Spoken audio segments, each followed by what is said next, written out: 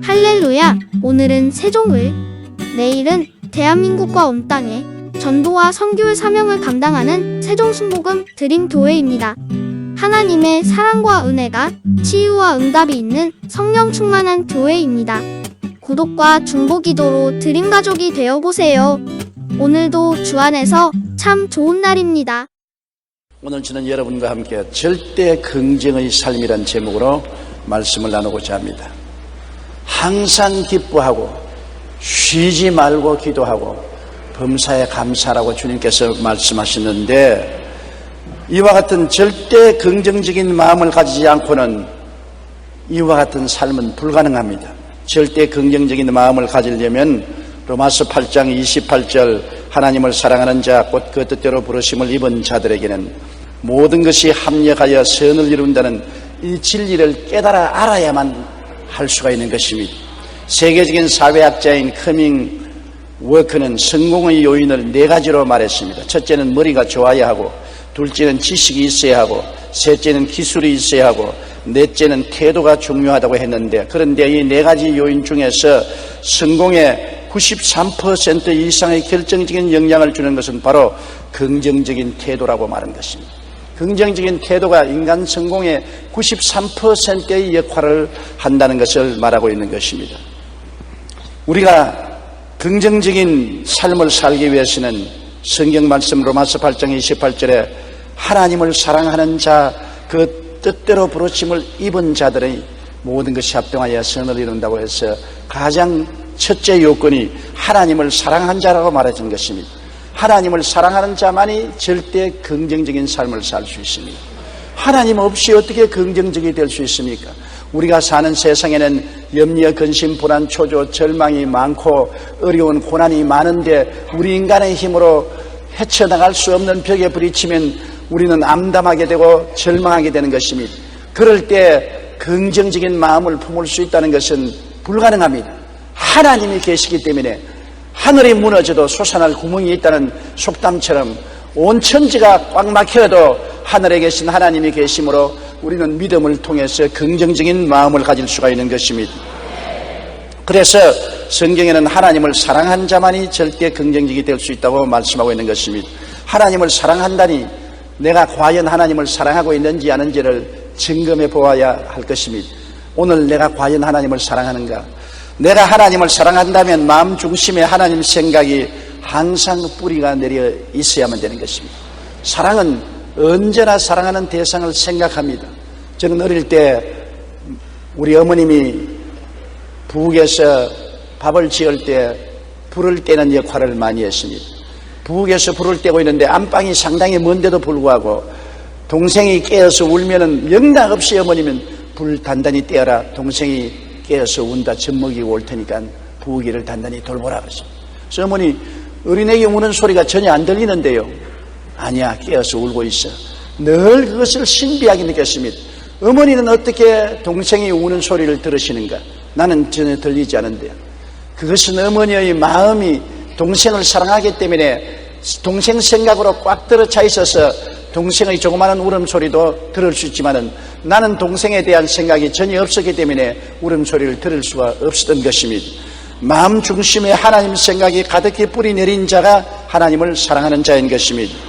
마태복음 22장 37절에 예수께서 이르시되 내 마음을 다하고 목숨을 다하고 뜻을 다하여 주 너희 하나님을 사랑하라 하셨으니, 마태복음 6장 33절에 먼저 그의 나라와 그의 의를 구하라 그리하면 이 모든 것을 너희에게 더하시리라고 말씀한 것입니다. 여러분, 우리의 마음속에 항상 하나님 생각이 꽉 들어 찼는지 아닌지 이것을 점검해 보아야 되는 것입니다. 일주일 내내 하나님 생각 깜빡 잊었다가 주일날 오면 벌써 주일이야? 빨리 세월이 흘러간다. 비로소 하나님을 떠올리는 사람은 하나님을 사랑하지 않은 사람인 것입니다. 남편을 사랑하는 아내는 24시간 남편 생각을 늘 하고 있습니다. 아내를 사랑하는 남편도 무슨 일을 해도 마음의 잠재의식 속에 아내를 생각하고 있는 것입니다. 사랑은 상대방을 늘 마음에 두고 생각하는 것이 사랑인 것입니다. 하나님을 마음 중심에 두고 늘 생각해야 사랑하는 사람이 되는 것입니다. 하루 종일 하나님 생각 안 하고 무슨 별난 생각하고 삽니까? 여러분 하루 종일 하나님 생각하고 사시지요? 그 하나님 사랑하기 때문에 그런 것입니다. 그러므로 여러분은 담대하게 내가 하나님을 사랑한다고 말할 수가 있는 것입니다. 하나님과 사랑하면 하나님과 대화를 늘 합니다. 사랑하는데 대화를 안 할 리가 있겠습니까? 부모가 자식을 사랑하면 어찌한지 시간 내어서 자식과 대화를 하려고 하고, 부부간에 서로 사랑하면 어찌하든지 대화를 하려고 하는 것입니다.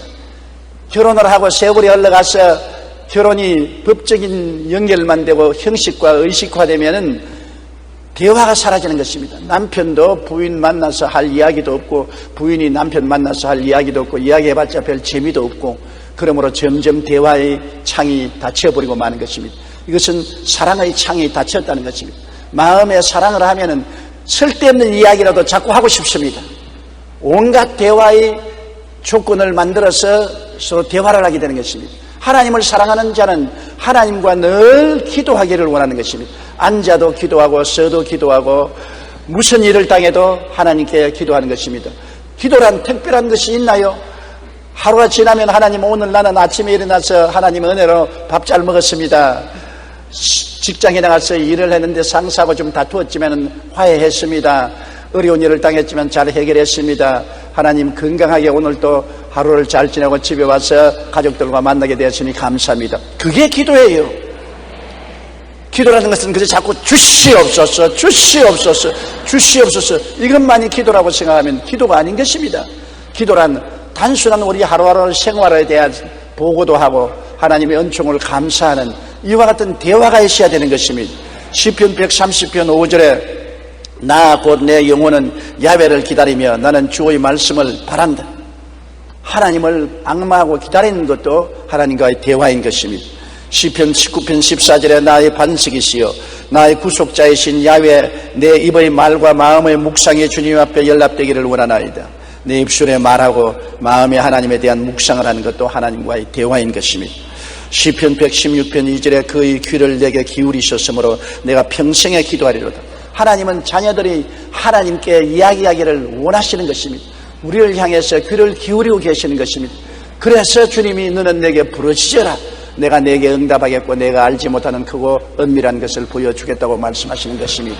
이러므로 하나님을 사랑하는 사람은 적고 큰 모든 일에 하나님과 이야기를 하는 것을 그치지 아니하는 것입니다. 그리고 하나님을 사랑하면 하나님 섬기기를 기뻐하는 것입니다. 무슨 일이든지 하나님을 위해서 일하는 것이 마음에 즐겁습니다. 사랑하는 대상을 도와주는 것이 얼마나 즐겁습니까?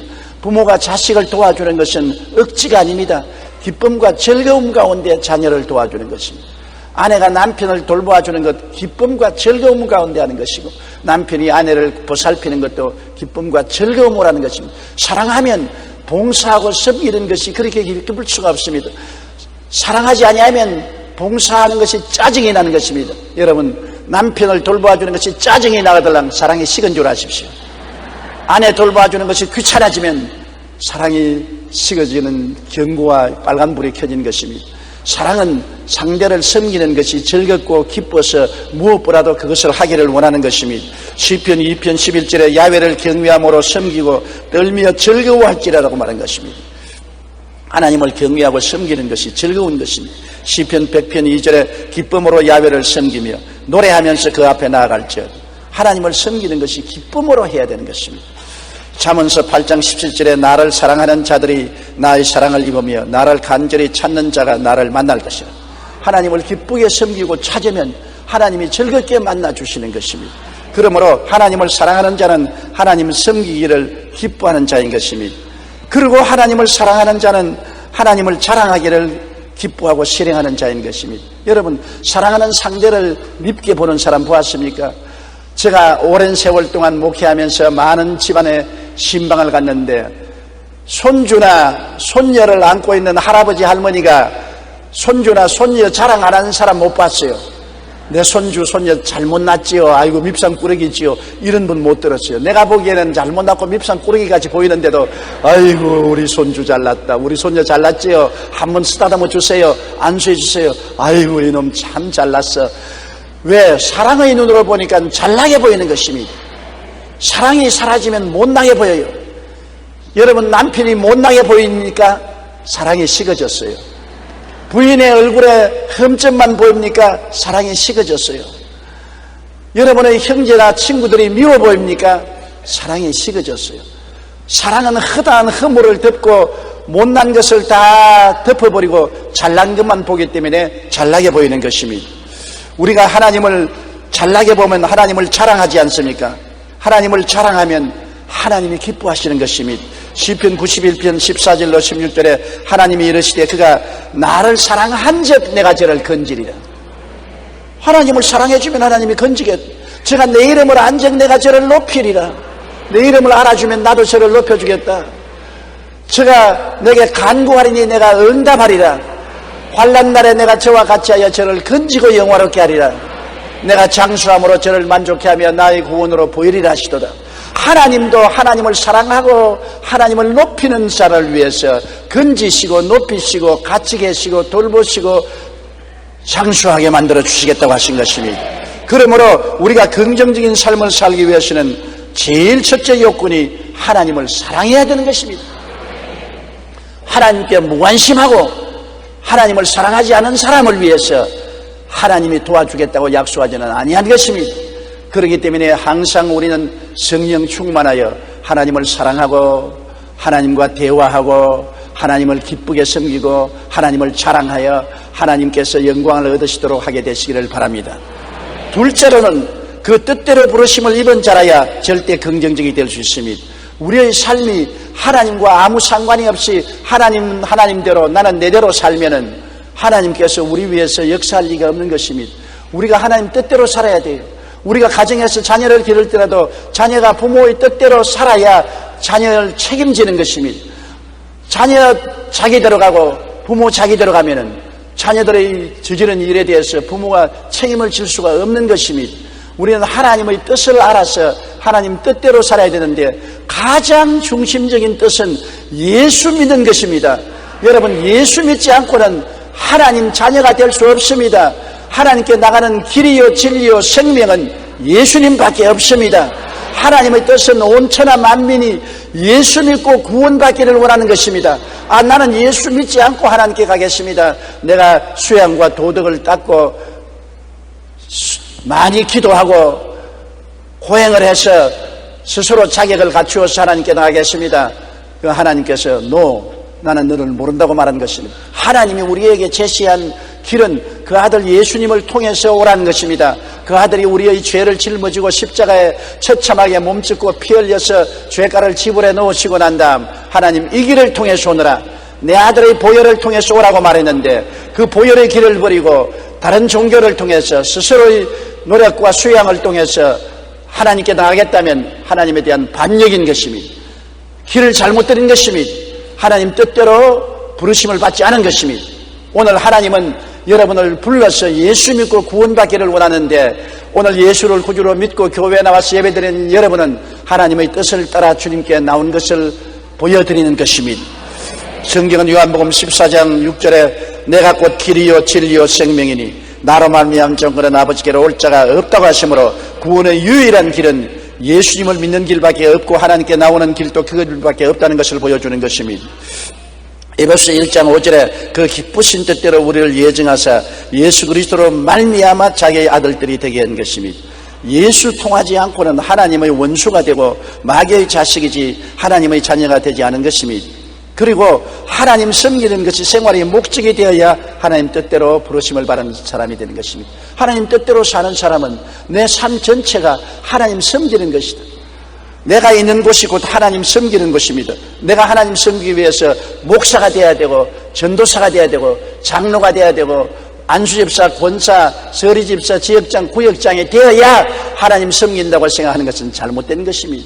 그것은 특별히 성직을 얻어서 하나님을 섬기는 것이고 우리가 어느 곳에 있든지 있는 그 자리에서 하나님을 섬겨야 되는 것입니다.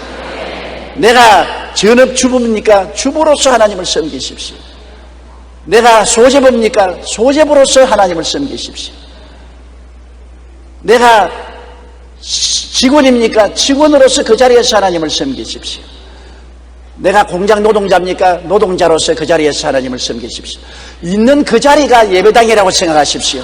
있는 그 자리가 하나님 섬기는 제단으로 생각해야 되는 것입니다. 요한복음 12장 26절에 사람이 나를 섬기려면 나를 따르라. 나 있는 곳에 나를 섬기는 자도 거기 있으리니 사람이 나를 섬기면 내 아버지께서 그를 귀히 여기시리라. 어느 곳에 있든지 그 자리에서 하나님을 섬기는 사람이 되어야 되는 것입니다. 아프리카에 성자 한 사람이 있습니다. 그 사람은 바티칸에서 교황이 성자로 서명을 해 주었는데 굉장한 사람인 줄 알고 찾아가 보니까 구두수선경이었습니다. 그러나 햇빛 비치는 구석에 앉아서 봄, 여름, 가을, 겨울 할 게 없이 늘 더운 아프리카에서 구두를 수선합니다. 그는 구두를 수선할 때 모든 사람이 예수님이라고 생각하고 그 사람이 신고 있는 구두는 예수님의 구두를 수선해 준다고 생각하고 있는 정성을 다해서 구두 수선공으로서 일해서 나중에는 성자의 명칭까지 받게 된 것입니다. 그는 바로 구두 수선한 그곳이 예배당이요, 구두 수선한 그곳이 제단이한 것입니다. 하나님을 섬긴다는 것은 내가 있는 그 자리에서 최선을 다해서 주님의 영광을 위해서 일할 때 사람들이 그 사람을 보고 저 사람은 다르다, 특별한 사람이구나, 저 사람은 예수 믿는 사람이다, 인정받아 주님께 영광을 돌리게 되는 것입니다.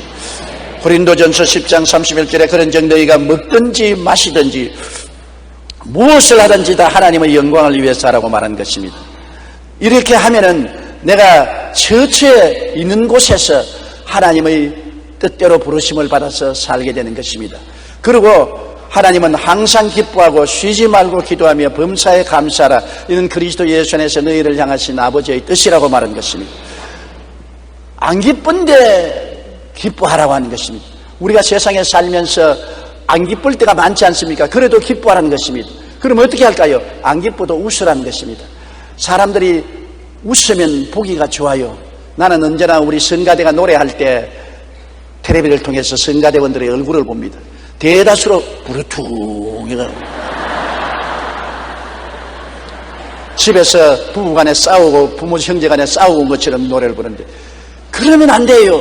부르퉁하고 싶더라도 노래 부를 때 방실방실 웃으면서 웃는 얼굴, 이쁜 얼굴, 웃는 얼굴을 보면 성도들이 다 음악만 듣는 것이 아니라 얼굴을 보고 마음에 즐거움이 생기는 것입니다.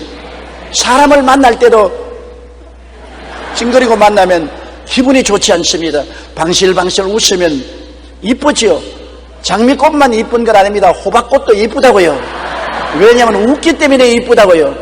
그러므로 항상 기뻐하라는 것은 기쁜 일이 있어서 기뻐하는 것이 아니라 안 기뻐도 사람들을 만날 때는 웃으라는 것입니다.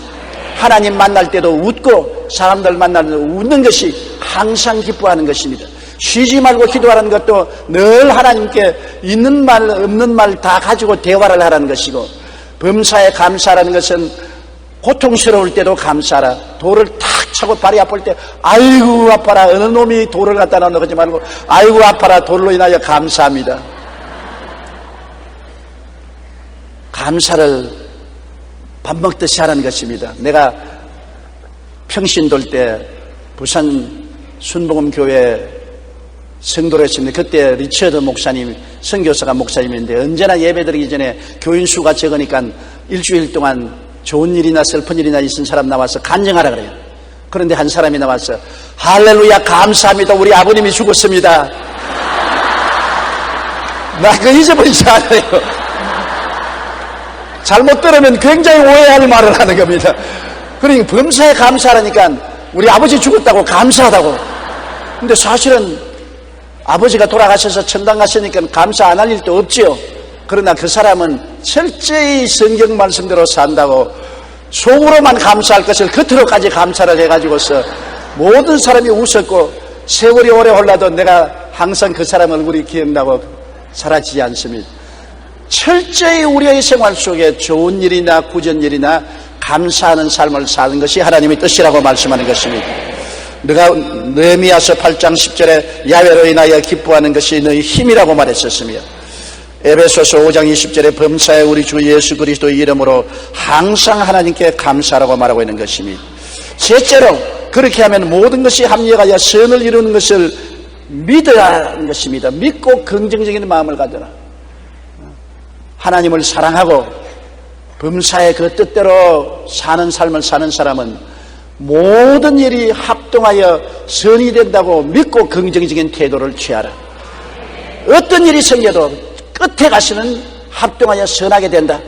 눈에는 아무 증거 안 보이고 귀에는 아무 소리 안 들리고 손에는 잡히는 건 없어도 두고 봐라. 하나님의 손에 얹혀놓으면 하나님이 그것을 만들어서 유익되게 만들어 주십니다.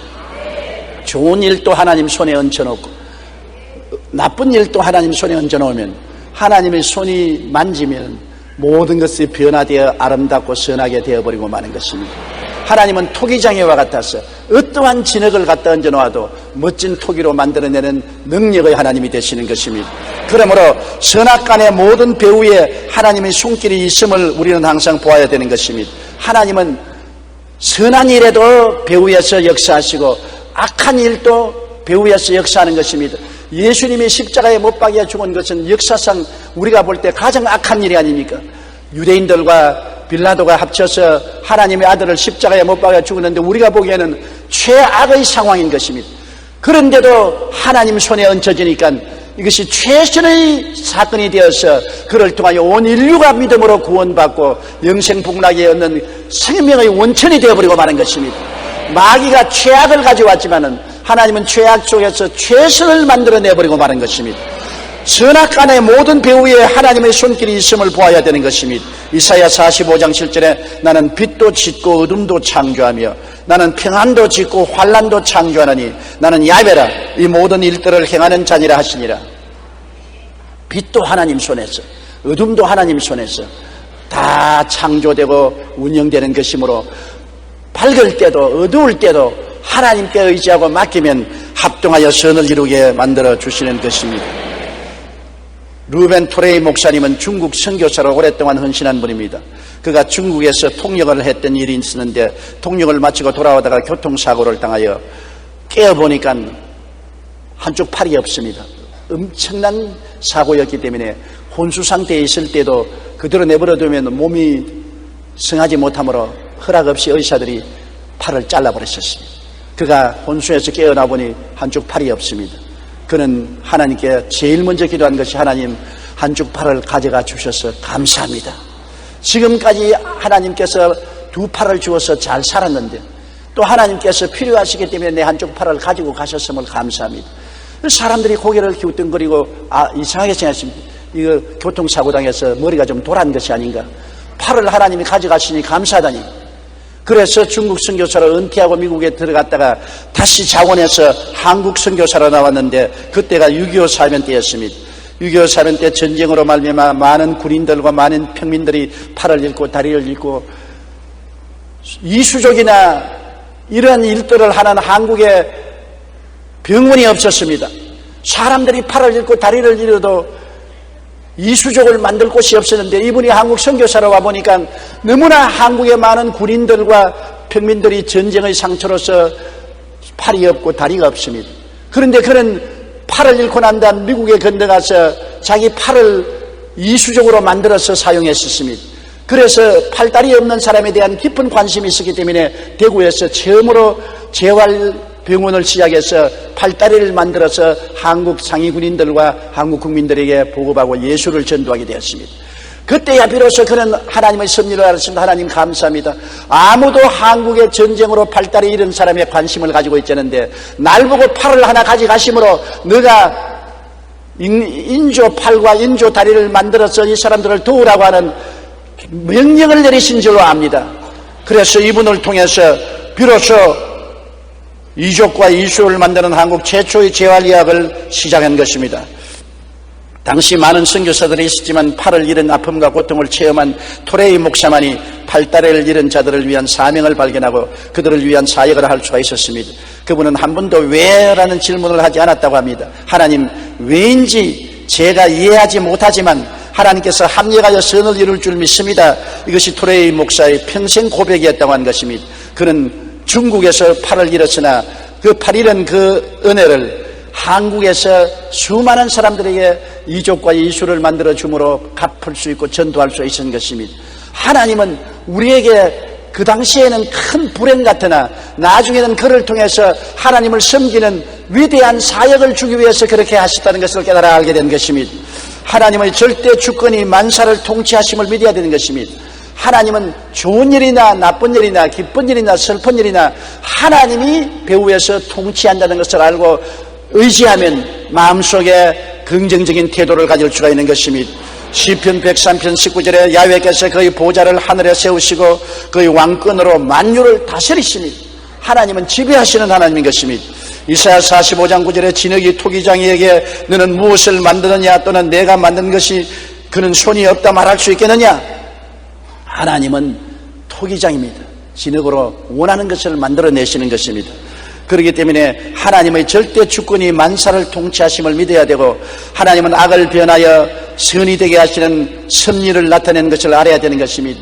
요셉도 보십시오. 형들에게 팔리고 종이 되고 보디바르의 집에서 10년 동안 종살이 하다가 또 무고를 당하여 감옥에 들어가서 3년 감옥살이를 하고 엉망인 삶을 살았지만은 하나님께서 나중에 악을 변하여 선으로 만들었습니다. 요셉이 직접 창세기 50장 20절에 말했습니다. 당신들은 나를 해하려 하였으나 하나님은 그것을 선으로 바꾸사 오늘과 같이 많은 백성의 생명을 구원하게 하려 하셨나이다.